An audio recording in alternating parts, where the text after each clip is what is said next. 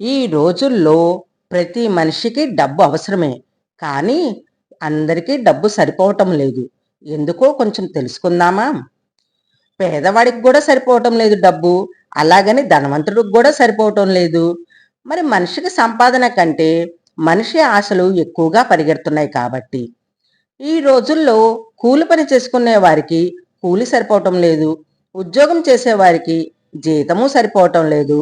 వ్యాపారం చేసేవారికి లాభము సరిపోవటం లేదు. వ్యవసాయం చేసే రైతుకు పంట వచ్చినా సరిపోవటం లేదు. పేదవాడు డబ్బు సరిపోవటం లేదంటున్నాడు. మధ్యతరగతి వాడు ఇంకా కావాలంటున్నాడు.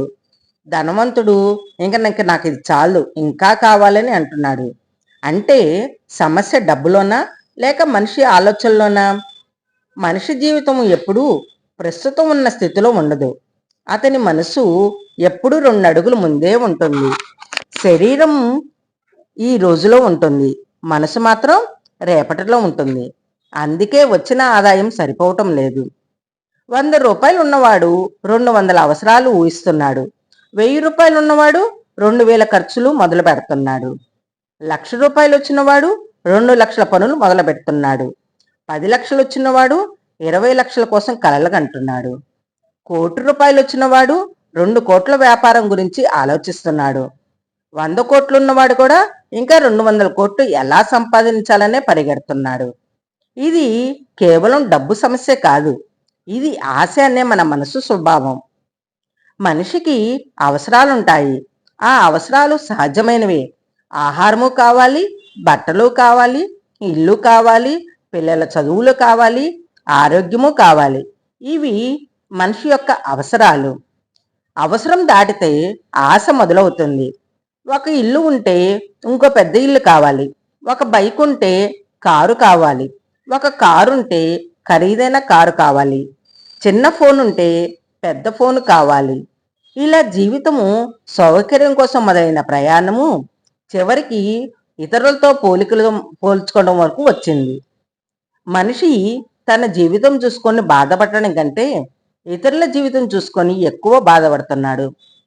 పక్కింటి వాడికి కారు వచ్చింది, మనకి కావాలి. స్నేహితుడు పెద్ద ఇల్లు కట్టుకున్నాడు, మనము కట్టుకోవాలి. వాళ్ళ పిల్లలు విదేశాల్లో చదువుతున్నారు, మన పిల్లలు కూడా అలాగే ఉండాలి.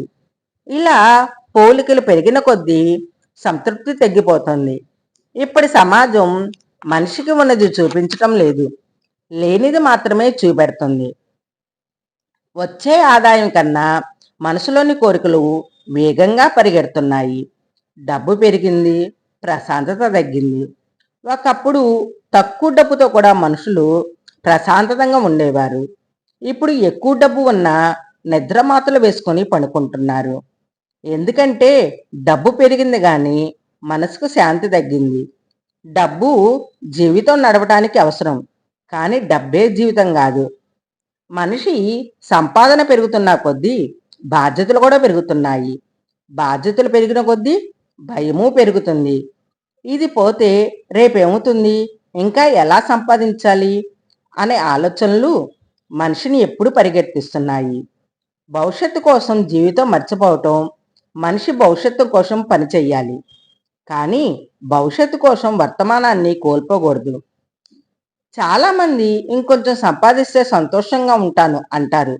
కానీ ఆ ఇంకొంచెం అనే మాటకు ముగింపే ఉండదు. ఒక లక్ష్యం చేరితే ఇంకో లక్ష్యం వస్తుంది. ఒక కోరిక తీరితే ఇంకో కోరిక పుడుతుంది. మనసు ఎప్పుడూ సరిపోలేదనే భావనలోనే ఉంటుంది. అసలు సంపద అంటే ఏమిటి? కోట్ల రూపాయలున్న మనశ్శాంతి లేకపోతే అతను నిజమైన ధనవంతుడు కాదు. చిన్న ఇంట్లో ఉన్న సంతోషంగా నవ్వుకునే కుటుంబం ఉంటే అదే గొప్ప సంపద. సరిపడినంతుంటే సంతోషం కూడా ఒక కళే. ఆశ ఉండాలి, కానీ ఆశ మనిషిని బానిస చేయకూడదు. డబ్బు సంపాదించాలి, కానీ డబ్బు కోసం జీవితం కోల్పోవద్దు. భవిష్యత్తు గురించి ఆలోచించాలి, కానీ వర్తమానం మాత్రం మర్చిపోవద్దు.